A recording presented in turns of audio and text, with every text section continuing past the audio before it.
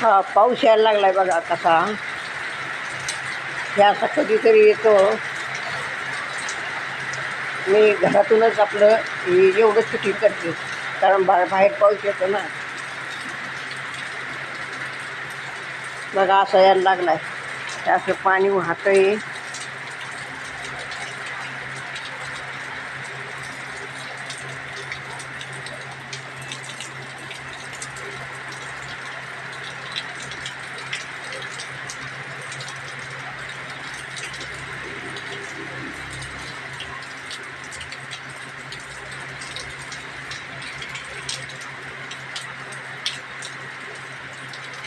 छान वाटतं की नाही पाऊस आल्यावर, असं छान गार वाटतं. म्हणून मी म्हणलं चला व्हिडिओ करूया.